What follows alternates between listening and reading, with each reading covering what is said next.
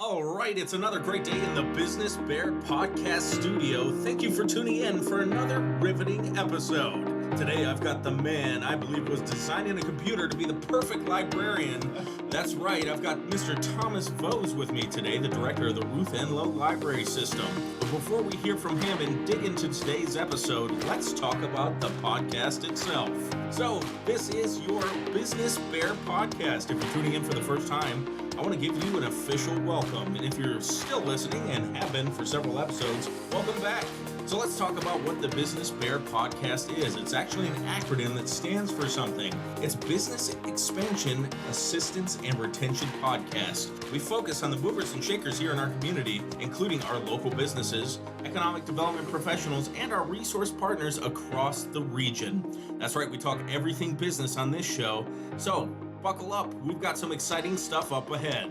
All opinions expressed by the host or their guest are their own and do not reflect that of business development or Garrett County government. If you're interested in having your business featured, give me a call at 301-334-7281, or you can email me at cnorman@garrettcountymd.gov. All the official stuff's out of the way. Let's get going with the show. If I was to ask everyone listening what their definition of economic development was, we'd probably have a ton of different definitions. People would have different answers. I don't think one of us would have the same definition there. But I think it's generally accepted across the industry that economic development is wagering local resources to increase or enrich the quality of life. I think having a great library system in the community is one of those such hallmarks of a great and enriched quality of life that really helps economic development in a local region. We're going to learn from the man himself. We're going to talk to Director Thomas Vose. Thomas, how are you doing today? Oh, can't complain. Nobody listens. Good point. It's a beautiful day. You know, in Garrett County, I like to say overcast. Many people might say, no, that's not right. But when you get around an average of 50 days of sunshine a year in a region, this is a good day to me. I think it's kind of good luck. It's a good day to chat. Be indoors and chat. You've got it. Well, welcome in. Thanks so much for coming to my humble studio. I know it's an office makeshift thing, but we have a lot of fun here, and I think we're going to learn a lot today. I know our listeners are going to be excited to hear more about Ruth Enlow Library System, but before we get there, I want to learn a little bit about you, Thomas. Sure. So tell us a little bit about yourself, kind of a 101. What brings you to Garrett County? Well, I've been here for 7 years now, and of course I came here from California, back in the high desert of Palmdale, which is about exactly the opposite of Garrett County, so it's possible to get, and that's one of the reasons why we left, because it was miserable, hot, and dry, and just a big city full of stuff that we didn't want to have to deal with anymore. So we're lucky. It was just a serendipitous transfer over here, and we just got lucky. It was a beautiful place. The job opened up, and we fell in love at once. And so we're just happy to have spent the last 7 years of our lives here, and we look forward to spending the rest of them. See, that's incredible. Now, how do you come across that job posting? Well, that's the beautiful part about working in the library field, because no matter where you are in this country, no matter where you go, there's going to be a library, and there are a lot of them. There's transfer going on all over the place. You could pop onto ALA jobs list right now and see places all over the country hiring. And so it's just a matter of where you want to go, where you want to live, what community you want to serve. So incredible. We wound up here. All right, so let's talk about early career, Thomas. Oh, sure. Did you always know you were going to go into the library field? Was that kind of your passion point? What brought you to it? Well, libraries always were a passion, that's for darn sure. I was the kid in the library, hanging out, reading books, that sort of thing, nose in a book, and hey, it turned out it pays. For a while there, I was always a big history nerd, and I still am. You know, it's one of my favorite things to read is nonfiction and the stories of why things are the way they are. So, you know, I always try to learn new things, and that's always been a thing for me. And I went to school to get a history degree, and I had this ambition for a bit there about being a history professor, and then I got into grad school for history and got real thoroughly sick of it, because grad school is, when you're doing the history degree, it gets real dumb. And I was always a generalist anyway. They encourage you to massively over-specialize, and so you got to pick this one area that you're the expert in. I don't want to do that. I like a lot of things, you know. So yeah. That's kind of what it came down to. So I did get pretty sick of that, and then, of course, you know, there's not a whole lot you can do with a master's in history, so I went looking around for other places to apply that degree, and I realized, you know, that, hey, libraries have been there this whole time.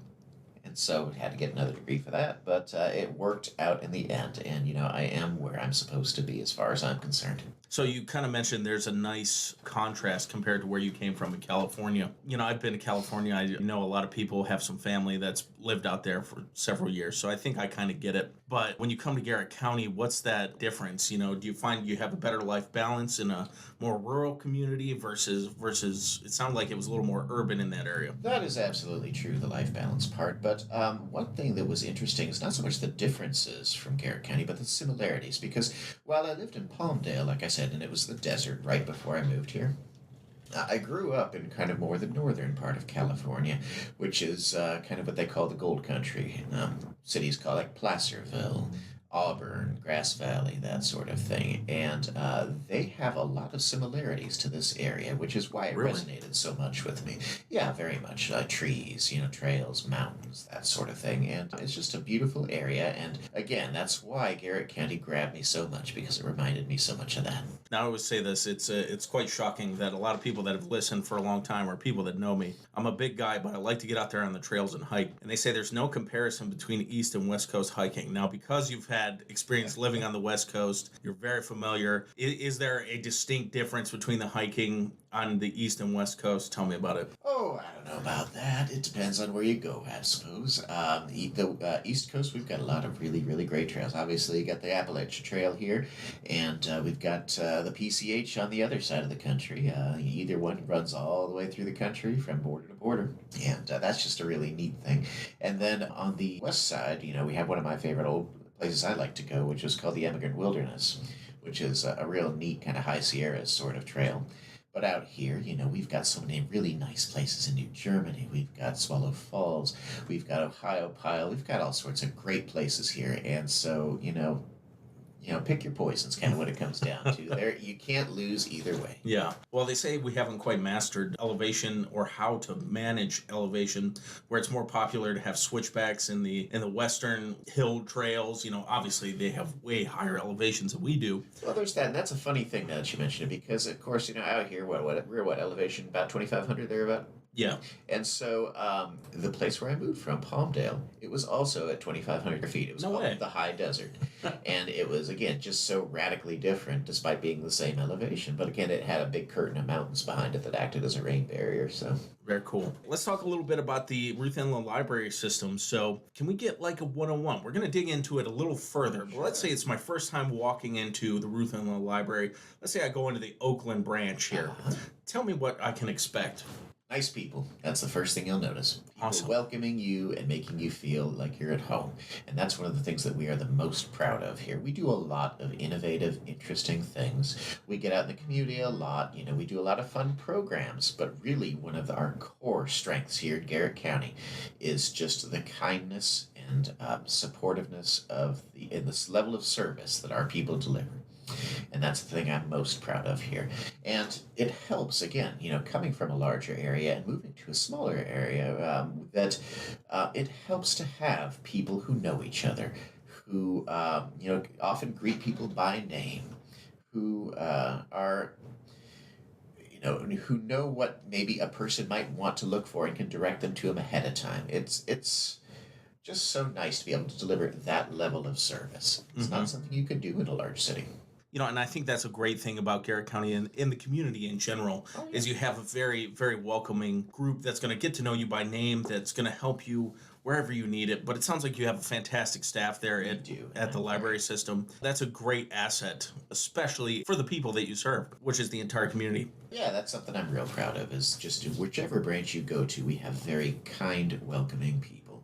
And in an age where it gets more and more difficult to connect with people in the real world, to connect interpersonally, I think that connection that we try to foster with our staff is becoming more and more important.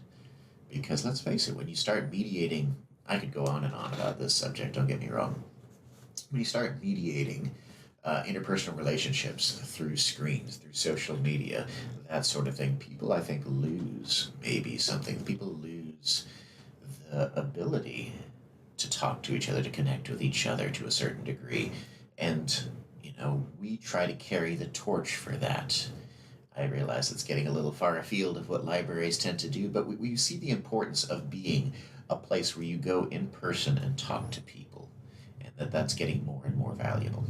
Well, I think it kind of calls back to one of our earlier points when I said when we talk about the economic development of an area and how it enriches the quality of life. Sometimes we enjoy our technology. I think the screens are important.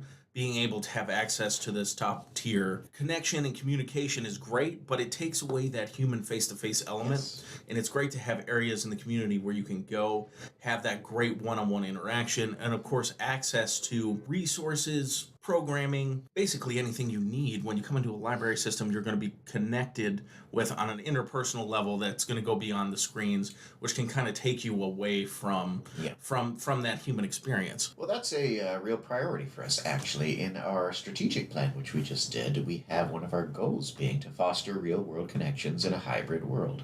It is a hybrid world. There's no getting away from that, but there's no point in being a Luddite about it. But we do want to emphasize the importance of having that connection. So, for instance, when you're talking online with somebody, it often reduces them in people's minds to some words on a screen as opposed to a person with feelings and facial expressions that they're reacting to. And so one of the things we do is our Let's Talk series of events, which encourages people to come in and talk about issues that are important to people in Garrett County.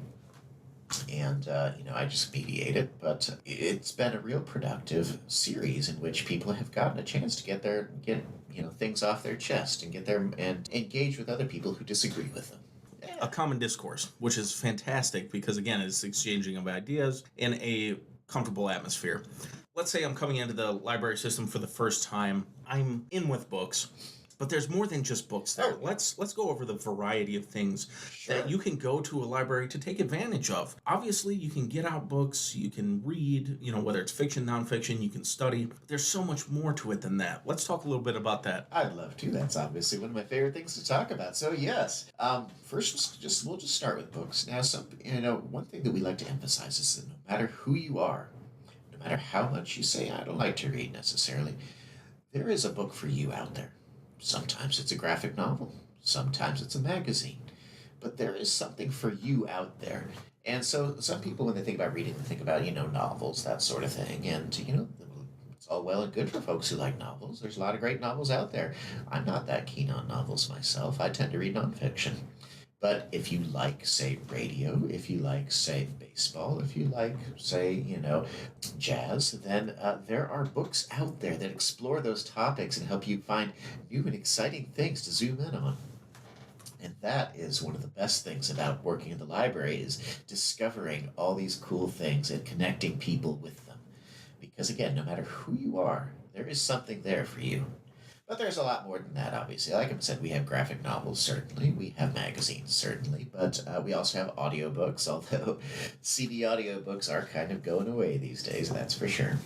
But we do have a lot of online resources, too. Okay. So we have not only audiobooks online that you can download, we also have ebooks you can download. We have music, movies, TV. All of these are available through our Hoopla app. So we have an app called Hoopla, and we have another one called Palace that they do different things, but they're both available for you to be able to check things out for free and explore the online downloadables world. No way. So you're saying there's an album I need to hear, or let's say there's something I just absolutely need to watch. My friends have been talking about this certain movie, this certain TV show that's just been on my mind. I can't keep up with them because they're making all the references from it. Yeah. I just haven't seen it yet. Let's say I can't find it out there, but it's available in my local library system. Absolutely. So now I can go on a app and literally download it right to my phone. It's there. Hoopla and Palace, they both have a large selection of materials. They don't have everything, though. And but one thing that we can do is, DVDs, they're still around.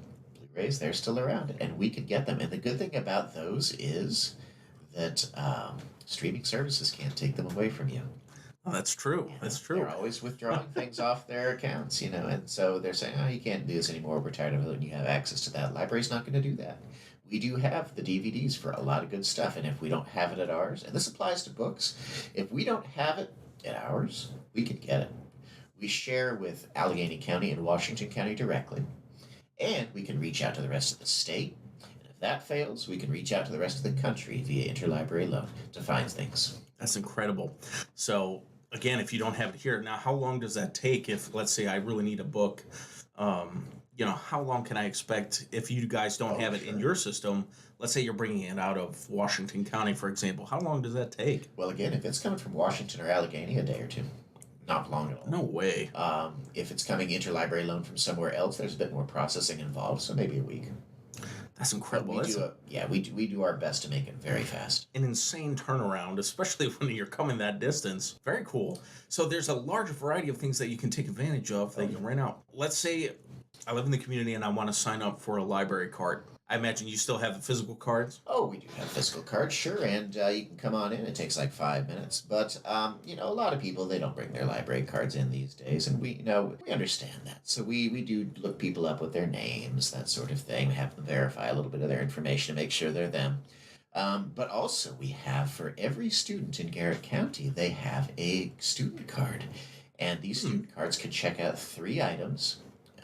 They're automatically enrolled through the school system. Okay. And they can check out 3 items, and they're all fine free. So you have to bring them back. But if you keep them out too long, we bill you for the replacement because we assume you lost it. But if you bring it back, then that goes away. And there are no late fees, because what matters isn't the fees and punishing people. What matters is getting books in the hands of kids and the people who can use them. So that's one thing to emphasize. That fines and fees have never been a significant chunk of our revenue for the year, like ever. Okay. And there are many libraries that have done away with them entirely. We might head that way ourselves one of these days. Who knows? Wow. So yeah, you can check out up to 3 items doing that. Now, the kids' cards have some restrictions on them in terms of what can be checked out, but regular cards, we have so many things besides books. We have things like board games. You can check those out. No way. Yeah, we have board games. We just added Nintendo Switch games. We have toy kits that you can check out for your kids, help pass a winter day. We have these things called literacy kits that we're very proud of and that a lot of homeschoolers like to use. These are backpacks that have a couple of books in them. They're themed. So, for instance, bugs is maybe a theme. You'll have a couple of books that are about bugs, but you'll also have a magnifying glass and a bug net and a little box to put bugs in. So, again, and then we have stuff for dinosaurs that have like little paleontology kits, and we have stuff for rocks and all sorts of different subjects. Yeah. And there's a lot to choose from, but they are there for, again, homeschoolers love them. It's amazing the variety of things that are offered through the library that I think maybe not a lot of people are paying attention to. So stopping in regularly to see what you guys have going on, because you're developing programming all the time, aren't you? Yes, we do all sorts of fun programs, and especially in concert with our partners. That's one of the things that makes our program so great, is that we have so many great partners in the community that help make this stuff happen. For instance, we have the Master Gardener. They've been coming in all this spring and summer to do great programs on different aspects of gardening, and they also have worked with our Kitzmiller Library to develop a community garden. So thanks to them, we have a lot more going on than we would otherwise have done. We also had some partnerships with DNR that we're proud of. DNR, they came and did a Smoky Bear reading club that took place during this spring, and that was a lot of fun, and we brought in Smoky Bear too. But also, thanks to DNR, we got grants for being able to check out fishing poles. So at Friendsville in Grantsville, you can actually check out fishing poles and just use them at the river or the pond in front. No way. Yeah, and so that's a lot of fun. And there's a lot of libraries that explore this in even more detail, and stuff that I would like to do someday. For instance, what if we checked out tools? Because we could totally do that. Turns out you can slap a barcode on just about anything. Look at the engagement people are getting from that. I mean, being able to go out and fish with family and friends, and now you don't have to invest in all of the materials that go into that. I mean, a fishing pole can be expensive. Yeah. Everything that goes into that. So coming to the library system and they take care of you. Well, how cool is that? Yeah, and imagine with tools. You get tools for like a project, and then you don't use them again for 6 months because that's just the nature of the beast. And what if you were able to do that? Now, again, the library, we're here to make the resources that are granted to us as useful as possible for everybody in the community. We take that very, very seriously. This isn't something where we're, trying to This isn't something where we're trying to turn around a profit on this. You know, we basically just want to be as useful as we can. Well, you're serving the community in a great way, and I think this goes without saying. The economy ebbs and flows. There are times like now where Exactly. it's a belt tightening season. A lot of things are becoming expensive, and you think about having access to some of these media, this entertainment, access to these resources that will cost you nothing other than going in and signing up for a library card or signing up for your account. And it sounds like the kids may already have this because they're in the school system. Well, yes, and again, during hard times, libraries become even more important than ever because, yes, you have to make things stretch further. And having a place where you can go, use internet, print, that keeps costs minimal for printing, where you don't have to buy something, you can just hang out and be there with no expectation. You can meet people, you can get the resources you need. It becomes more important when times get tough.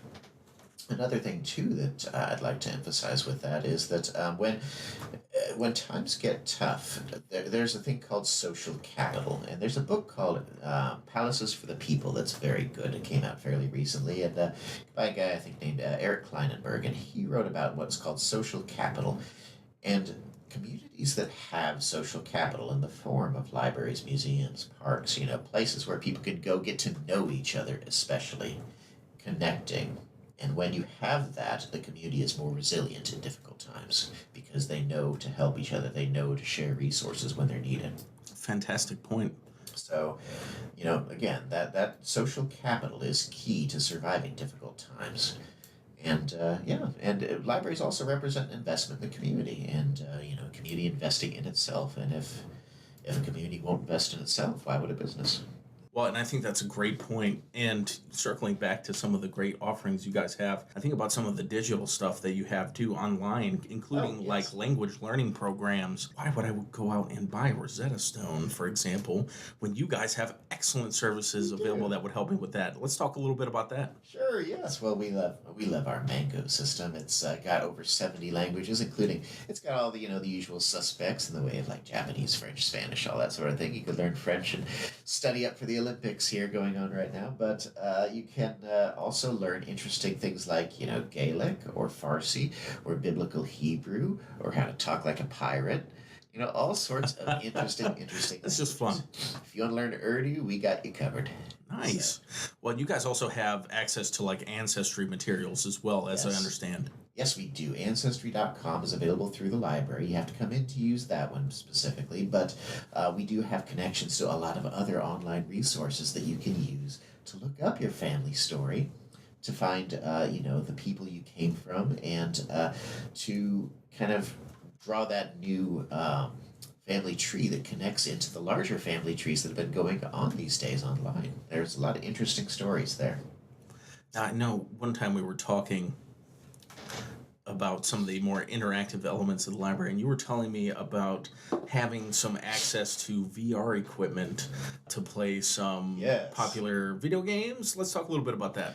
So I am very, very big on gaming in libraries. I actually am part of the American Library Association's Games and Gaming Roundtable, and so that's something we like to sponsor here. I was a president at one point. So nice. Something I'm a little proud of, but we do a lot with gaming in the library because people learn through play, and it gets people to engage. It gets people to enjoy, things that aren't just simple education stuff. It's, you get them thinking as well as having fun. So we do have a VR kit available at the main library that people are welcome to come use. And we've got a lot of great programs on there, including Google Earth, which is one of my favorites. Just straight up fly around the world, land somewhere, and look around. I like that. Oh, that's cool. We have Microsoft Flight Simulator, which is very, very impressive now. You can, again, get a plane, take off from any airport, land in any other airport, and enjoy it in VR the whole time, operating the controls and all that. We have Tilt Brush, which is a very cool, like drawing in midair sort of setup. We have, let's see what else. We have the James Webb VR experience, which lets you explore the universe in VR. And so there is a lot of neat stuff. There's one called Derail Valley that we got to. For those of you who are into the train station, we have a VR train setup. So you can go in and operate a train in virtual reality through a valley. Now I wonder with the flight simulator and the train simulator, does that happen in real time? So if I'm taking off from one airport and it's 3 hours, let's Yes. say flight time, You you can sit have there it for take 3 hours. oh wow, okay. There's also a video game that I've been thinking about adding called American Truck Simulator, which is does have a VR component and lets you, again, it's not real time. They kind of shorten the distances, but Hmm. you can drive a big rig between, say, Sacramento and Omaha right now if you want to, and it will give you the, again, kind of somewhat shortened, but the gist of that entire trip. Wow, how Yeah. incredible is that? Yeah, I think that's really, really neat. We also do have Minecraft in VR, so if you No want to come way. in and see the Minecraft world, firsthand, you can run around in there. Now I know I keep threatening to come in, but I need to get in there. I need to start throwing the pickaxe around, seeing if I can't create something valuable. I try to play on the console. I'm terrible at it. We actually do employ Minecraft in our STEM classes that we do at the library. We have STEM programs, and we do have some laptops set up that have Minecraft sync to each other so the kids can do something collaboratively, and it's a lot of fun. And we do video game tournaments periodically. We have a Switch hooked up in several of our branches.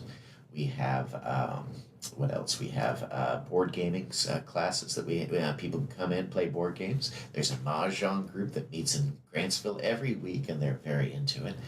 And we do Dungeons and Dragons at the library as well. Which is great. I need to come down and start getting involved with that. I've always been the type that's just looked longingly at the people that are having a lot of fun. I mean, I've played before very novicely. I think one time I played and we ended up in a scenario where my dexterity was so low I couldn't get out of this wooded area and I was trapped and I basically died. But anyway, Well, I try long not to story kill short. people off unless I absolutely have to.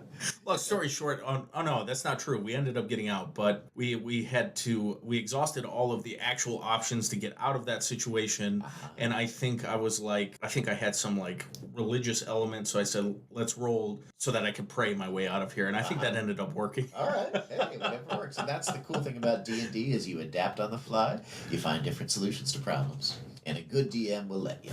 Well, I think I need to learn from you because again, we had no idea what we were doing, and we were probably playing the game wrong. I think we were defeated by the very first encounter, and again, I got lost in Live the and woods. learn. So, And there are a lot of different kinds of RPG systems out there. We have a whole bunch of the books available for checkout at the library. You can explore them yourself. That's We have, fantastic. Book of Five Rings, which is kind of East Asian, like martial arts sort of setup. We have Mouse Guard, which is a really cool kind of like thing where you're a bunch of little mice in the forest. And we have Starfinder, Deep Space, all sorts of neat setups. well, and I think that calls back to earlier conversation where we say people are looking to connect more and more, especially as Exactly. these screens really start taking their toll. It feels to me that there is a movement away from that and looking for more interconnected experiences. So you see board games like that and those interactive experiences like Dungeons and Dragons things gaining popularity because again it brings people together, gets you off the phone,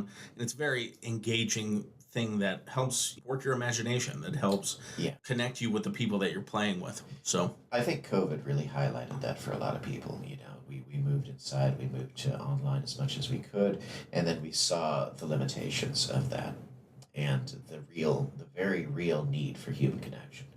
And so, since COVID, we have seen, a lot more people coming into the library. We've really kind of ramped up our programs. We've seen a huge response to that, and it's been really nice to see that people, appreciate a little more, I think, the real world. That reminds me of another book I read. I read a lot of books. let's hear it. There was a book that came out recently. I read a review for it for the Republican. We do reviews for the Republican once a month. Okay. And this one was, it's called The Anxious Generation, and it talks about, kind of what smartphones and social media specifically have been doing to kids growing up. And it's a real eye-opening book. And it talks a lot about, what is it like to grow up, in the shadow of social media, posting, being judged, comparing yourself to others that directly. And then having it be such a massive distraction in the classroom. And so it's a real eye opener about what that entails. And so that's what I'd highly recommend to a lot of folks. Awesome. I think I might pick it up myself because I'm interested in the subject, really want to learn more, especially when I'm primarily in a medium that a lot of people say is going the way of, the 8-track is going. Radio, a lot of people, thankfully, it's still very relevant in Garrett County. A lot of people rely on the radio for immediate news. And that's true. When you talk about all of the news outlets, even online, with radio, I hear a bit of news, or we get it confirmed. I switch on the microphone, and the news is immediate and out there. And I don't think radio is ever really going to go anywhere because radio has the beauty of radio is it has a very low barrier to access. Again, if you have a receiver, you can dial in. You don't need an internet connection, what have you. It's always been a very, very effective way of getting a message out. And so I think there will always, I'm also a little biased because I'm a big fan of the old radio serials too. So. Absolutely. And I totally agree. I mean, what is kind of your first reaction when you lose things like power and internet and things like that? You switch on the radio to find the immediate news like, hey, is there an outage in my area? Is there an emergency? The AM stations, the FM stations are going to work. and obviously we do a lot of the library with internet, with computers, with all that sort of thing. We try to make technology that people might not have access to. For instance, 3D printers. We have one of those. We try to make those available to people to come in and use whenever they feel like they need to, especially in a community that doesn't have full broadband connectivity yet. Yeah, absolutely. And so we are there for that. We even check out some Wi-Fi hotspots, and we'd like to get more down the road. Maybe we can get a grant one of these days. But so yes, we are certainly not anti-technology, but you see the value of doing things in the old school fashion because also one thing that we do is we digitize. We digitize a lot of materials that are relevant to the local history of Garrett County. For instance, we have, digital archives of the Republican going back to the 1880s. We have digital archives of the Glade Star that we made in collaboration with the Historical Society. We were real happy to partner with them on that. Nice.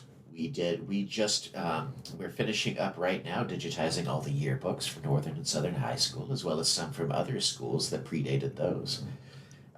And we're also partnering with the Historical Society and the Property Owners Association at the lake to do their vacation guides. The vacation guides put out by the Chamber of Commerce. So we're digitizing that entire collection too. So we do make those available for convenience for folks wanting to research Garrett County, but we do so also, making sure to preserve the real thing. Because in 50 years, will those digital items still exist? You're right. Because I don't know that they will. Formats change, access changes, technology changes. If you were to get a disc from 20 years ago, will you be able to read it? Will the files still be available?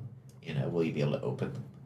So it feels to me, and this is just me speaking, it feels to me like a lot of the digital world is very transient. We talk about digitizing things for posterity, for preservation, but are we really preserving them?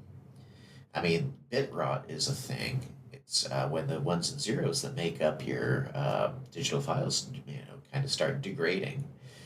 We don't know how much of a thing it is because it's still so new, but it does happen. And so what happens when down the road, you back things up online, but you don't have the physical copies anymore? So exactly, that's a very good thing to think about, and something I haven't considered either. The digital components too. You're making a copy of a copy at some point. Yep. I think of all the homemade VHSs that had to be transferred to DVDs, and eventually, as those DVDs phase out, and they're saying, "Hey, let's make these in MP4 or digital format." At what point does that start breaking down to where you don't have the original VHS actually had for you? Well, now that's an interesting subject that I like to get into, actually, is, lost media. Because, of course, getting formats that are actually, sustainable long-term has always been a problem. Nowadays, if you do want to see old newspapers, you're still best off preserving them on microfilm, because they at least, are going to stay stable for a long period of time. They're not going to rot as fast as a paper, and they're not going to, be so transitory as a digital file. But, you look at old movies, they were made on silver nitrate film, which is beautiful. It's got this luminous shine to it, but, it also is extremely explosive. Oh, it would burn. it would self combust, and so they had to wow. refrigerate them. And that's why you hear about all these studio fires and archives, getting burned up in studio fires because that's what happened. No Also, way. it was made of silver, and so people would say, "We don't need this movie anymore. We'll just recycle the silver," and they would dispose of it. So there's a large amount of old movies from that period that are just gone, Yeah. and then they replaced it with acetate, which is cellulose acetate film, which is, it's neat, but after a while it starts breaking down into vinegar. Wow. And so it's hard to find a stable media. So, and if you're interested in this topic, I would recommend taking a look at. There's a website called the Lost Media Wiki, which talks about like all these movies that we know about but don't have anymore because again, Wow. they either burnt up or all the copies are gone. That's It's incredible. a really neat topic to peruse. Yeah, I definitely want to check that out because I think there was one group of people, good friends of mine. They had some footage of the opening day of Wisp Resort, but it was on reel to reel, so an older format. They were able to set it up, and I actually watched it myself for the very first people being tugged up. It's one of the smaller hills now. My friends from Wisp will have to forgive me. I think it's maybe the Bunny Hill now, or the Bunny Hop, or no, I think it's Bunny Hill, something like that. Anyway, it's one of their smaller ones now, and people, or it may be the tubing. Let me correct myself. That's it. It is what is now the tubing park. Okay. So, seeing that in action, it's incredible that it's even captured on film, but it's very delicate. How do you take that medium and transfer it over into a format that is more widely usable without damaging the original? Because at this point, it's going to be a delicate system to get it transferred over, unless you're making a recording of the actual as it plays. But then it's not going to be nearly as the same quality. Exactly, the quality is going to degrade. And that's something that I've been thinking about here because there's a library out in Frederick County that I visited just recently, and they have a whole section devoted to helping people preserve their family records on things like reel-to-reel, mostly with VHS, though. And so that's one thing I was thinking would be a real neat thing, is if we could get some technology that would enable people to back up their old VHS tapes. Because those things are so they're aging pretty bad now, and then you never know if the next time you put it in, it's going to snap the film. Exactly. And then the technology is just becoming harder to get. I mean, if you try to get a VCR these days, you're talking $100 plus, if you could even find one, and then it's going to be secondhand. Hope it works. Exactly. I have an old tube TV. It's as old as I am. Those CRTs are very, very valuable in the gaming world these days. Oh, exactly. Well, and it has built-in VCR. So I know it's a Rolls Royce of, it's probably 12 by 12. It's not a very big screen, but it's super valuable to me because I have a lot of older VHSs. Like I had every single John Wayne VHS that came out in existence. Those movies are so valuable to me. I love them. I was a big John Wayne fan. He was a big hero to me growing up. I think, trying to emulate his voice is how I even got into radio. All right. So again, a big inspiration on the Connor Norman that came to be. There you go. So I think of all those VHSs, and I know there's some copyright issues and stuff like that prevents the copying of that medium, but, one day I might have to. Anyway, I'm glad I still have the TV with the VCR in it that I can watch those movies. Now I can go buy probably the digital formats, but there are some of those movies that I don't know, maybe something to what you talked about. They were lost and they don't exist in a DVD or a digital format now. That is certainly the case with a lot of things. Now, what's interesting though about the CRT monitors, the old TVs, the cathode ray tube TVs, and this relates a little bit to my area of interest, which is the gaming world, because a lot of old video games were made to be with the colors kind of meant to blur together in the way CRTs ran them. And so you have kind of a more blurry figure, but it also made more sense from a design perspective. And now if you use a 4K monitor to replicate that, with these older games, that they often come out looking very weird and wrong, because that wasn't how they were meant to be displayed originally. They were meant to have that blurring. I know. I think it's a phenomenon where a lot of people will say, when this came out, it looked phenomenal. Yeah. And then now you see it like in a better version or remastered, and it's just not, it looks blocky, it looks wrong, Yeah. you just don't like it as much. But maybe to your point, as it was designed to blur more together, maybe it appeared a lot more advanced than what it actually was. Well, it reminds me of the transition that we had just a while ago about from SDTV to HDTV, and how people would complain that that brings out the blemishes and people skin more, and they have to align these sorts of little details a bit more, and be more conscious of them because they're showing up where they didn't used to.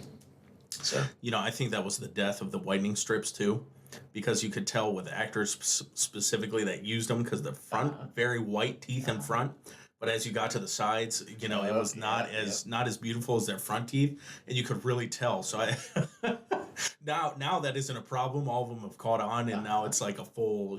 Now they make sure they find a different dental system. But I often say that was the death of the whitening strip. That could very well be. Yeah. But it's interesting when technology changes, the knock-on effects it has on social. On society. Awesome. Well, and it's cool that the library has all these versions of the media to take in. Whether you need a more modern take or more use for the more technological element, or if you need to go back to the physical paper, you guys have it, which is fantastic. Now, speaking of that 3D printer, I really want to dig into this. Oh, sure. I know nothing about it, but sometimes there are these things that there are files. Where you can print something 3D. So if I brought that into the library and I say I really want, I don't know, a 3D printed coffee cup, I'm just throwing that out there. Yeah. But I have the file. I can come to the library and use the 3D printer. Absolutely. No guns. Okay. Yeah, no weapons, but otherwise, yes, absolutely, that's fine. We awesome. do have we have several folks who've come in and actually done that. And we just used it recently to reprint a token that got lost from one of our board games. No way. So we just printed up a new one because you can. And so we've done that before for like giveaways for different library events. We had this little cute articulated octopus that we'd give out. And but yeah, it's available to anybody who's interested and comes in and wants to try printing something out. Now, there is a fee involved, but we try to keep it to a token fee. It's based on weight, and it's like $1 for each item, and then 10 cents per gram. That's super affordable. Yeah, so we keep especially with inflation these days. Yeah. If I could pay $1 for anything, it's nice to know that unit still has value somewhere. Yeah, with all of our fees, we try to cover costs, and that's it. Because it's important again to make this stuff available to people. That's the mission. Awesome. But we would recommend you check out Thingiverse, which is a website where you can find a whole bunch of pre-made files, and you can see all sorts of neat things there that people have uploaded and submitted, and you can print out any of those. And there's a website called Tinkercad, which is a basic CAD system where you can make up a file from scratch that you can then print for yourself. I was fiddling with it myself, and I replicated a rough approximation of our Friendsville branch. Oh, no way. And so, yeah, I printed it up too, and that was pretty neat. Very cool. Yeah. I definitely don't have any files. I want to come in and learn a little bit more about it just because the potential for a 3D printer and what you can do with it. We were talking about board games earlier. Sometimes a lot of people invest in these little minifigures that they paint and stuff like that, but there are also files available to create those. Yes, there are. And in fact, there's a website that you can go to, and I've done this for my son actually, called Hero Forge. And you can go there, you can create one of the minifigs, and you can give him whatever accessories you want, and you can decorate, the clothes however you want. And then it spits out a file that you can then put into a 3D printer to print. Oh, that's awesome. Yeah. Excellent. You can really make it look however you want. Well, now I don't have to figure out buying a 3D printer. I know where I can go to have access to one. Awesome. All right. That's awesome stuff. I think every time I talk to you, Thomas, I learn so much. I mean, especially your tidbits of the day or things that you've learned every day. I follow you on Facebook, and it's incredible the stuff you come up with. I definitely make sure I'm following you because I truly do learn a lot. I think one thing I'd love to talk about that the library system does is you team up with a lot of civic groups, you team up with a lot of local organizations and service providers to help people that don't have access to things like legal services. Could we talk a little bit about that? Yes, thank you. So we have a group called Maryland Legal Aid that we partner with, and we're very, very proud of this partnership. They come in and they give legal aid, civil legal aid, to anybody who needs it for free at the library. And so this involves things like, family law, whether or not you have a case for small claims, this, that, the other thing. He also does a expungement clinic on Monday nights. And so, check our website for the dates that he's going to be doing that. But yeah, if you have something on your record and you want to, try to get a fresh start, you can see if it can be expunged. That's amazing. And, again, the cost behind these legal services is often puts these things out of touch. Yes, and that's why we're so happy to be able to offer this for free, because, again, so many times justice is only for those who have the money to pay for it. That's true. It's nice to be able to, that's one thing that the library is capable of doing that makes me proud, is giving people a chance to make a new start, to find something new, whether it be expunging a criminal background, as far as it can be done, to getting a new start with a hobby, to finding a new interest, a passion. The library can connect people and really help them make a difference in their lives. That's something that I've always been very proud of. That's awesome. Now, you guys have several locations throughout Garrett County. Yes. Where can you find a Ruth Enlow Library branch? Well, we have Kitzmiller, we have Accident, we have Grantsville, we have our main library in Oakland, and then we have the Friendsville Library. Now, we'll have them there only for a little bit longer at their current location because, of course, we're going to be getting a new building there. Oh, nice. Tell us a little bit more about that. Yes, so we're very, very proud of this, and it's thanks to a grant from the state. Excuse me. The state library has a library capital grant, and we are fortunate enough to have a very beneficial match rate for us here in Garrett County. Awesome. Thanks to the work of Senator George Edwards and Delegate Wendell Beitzel, they helped change the law to get that match rate for us that made it possible to have a new Friendsville library. And awesome. So design is done. Bidding will go out soon, and we intend to start in October. Nice. So what's the turnaround? The turnaround for that? They are looking at an 11-month window for construction. I think it will probably stretch longer than that, because if they're starting in October, that means they're building over winter, and I don't know what that's going to look like. That's true. So I'm being realistic about it, but we are looking at around a year, and it's very exciting to have that getting underway finally. This is a project I've been trying to get done since I got here. Nice. So what an absolute boon for the Friendsville community, too. Yeah. And in the meantime, we will still have a library in Friendsville. We're going to have a little satellite site thanks to the great folks over at the Senior Center and Community Action, where they're going to be hosting us at the Friendsville Senior Center for the time that the construction's taking place. Awesome. Well, this is fantastic news. Yeah. Especially for the people of Friendsville. It's going to give them an additional place to come together. I mean, they've got a gorgeous park. They have great businesses. Oh, yes. And now they're going to have a top of the line library to go and enjoy, too. The nicest, newest library in Garrett County. Awesome. All right, Thomas, I think we've learned a lot of great stuff today. We've really covered a lot of what the Ruth Enlow Library is, what it can offer the people of Garrett County, and I think it ties in directly to many of our efforts to try to enrich and engage people in the quality of life in their community. So at the end of every episode, I kind of leave the floor open so that you can tell us about any upcoming initiatives, programs, announcements, if you want to kind of reiterate some of the stuff we talked about. So I kind of open up the microphone. The time is yours. Tell us a little bit about what you got coming up. At the library, we have two very big initiatives that we are very proud of. One is called 1,000 Books Before Kindergarten. Okay. And the way that works is parents read 1,000 books before kindergarten to their kid, and that turns out it's a surprisingly achievable goal. For instance, if you read 3 books a night, then you're done in a year. And their kids will read 3 books a night, that's for sure. And they'll usually read the same 3 books a night over and over, but that totally counts. So, but the key thing is, if you read 1,000 books to your kid before kindergarten, then we will give them an engraved book at the library so, that will be on display. And as far as I'm concerned, it will be there forever. And No way. it is something that you could go back and look at and say, yes, my mom did that for me.